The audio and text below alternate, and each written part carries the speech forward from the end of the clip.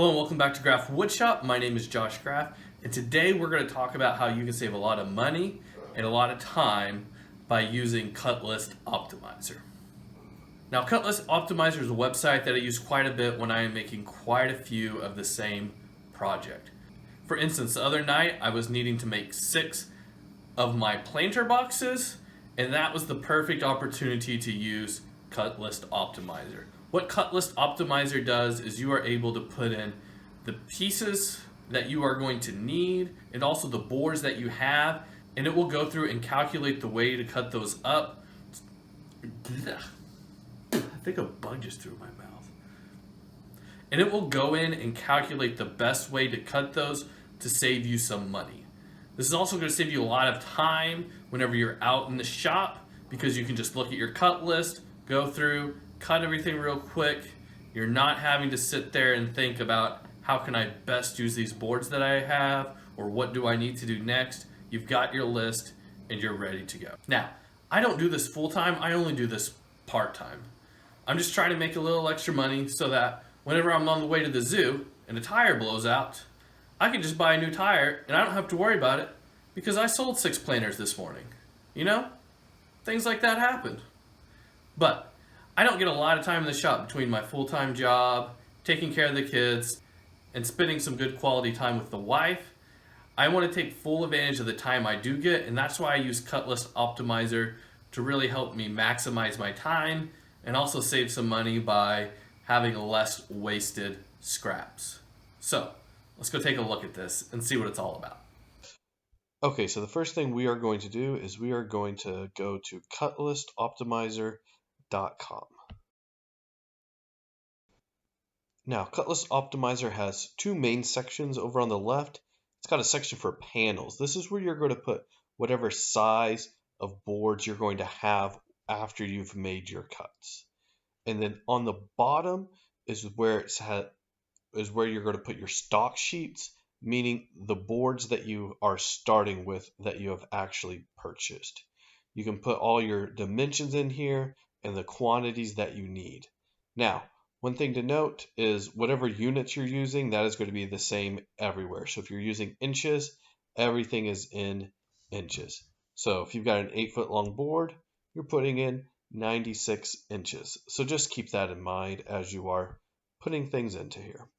You can change this to the metric system as well if that's something you like, but yeah, put whatever measurements you want in there and it is going to calculate the best way to cut everything up for you. I'm just doing a really easy example here kind of at the beginning just to get everything in place. You can also put labels both on your stock pieces and on your boards that you're going to cut, and if you've got something pretty complicated going on, I suggest putting some good labels in there to help you out while you're doing that process. Now, one feature of Cut List Optimizer I really like to use is the ability to sign in and save projects. Now, I'm not going to show you my login information, but I am going to show you some of the projects that I do have saved. One of the projects I'm going to load up here for us is the planters that I was talking about earlier. I'm going to load that up. And as you can see over on the left in my panels, I have all of my different measurements for one of these cedar planters that I have been making quite a bit lately. If you want to see the video where I make those, go ahead and click on the little card up above or check out the description down below. Now here I'm just kind of changing up my titles a little bit, making them a little bit clearer and easier for me to read as I'm going through this. But yeah, one thing to note is you can set the kerf of your blade on here. I have mine set to 0.13. Usually your saw blade's kerf is 1/8, which is 0.125, but I've set mine to 0.13 just to have that little bit of extra play in it there, just to be on the safe side. Now I'm planning on making 10 of these planter boxes, so I'm going in and multiplying all of my quantities by 10 and making that change here real quickly. I'm also going to be careful not to save this so that it doesn't mess things up. I'm also going to make sure I have plenty of cedar boards. I'm going to put in 180 here, which is going to be way too many, but that's totally fine. It's just going to use as many as we need. So now it is searching for the best calculation possible, and it will do this calculation for a little while. You can click to stop it once it has a solution, but it will keep searching for something better. Maybe it'll find something, maybe not.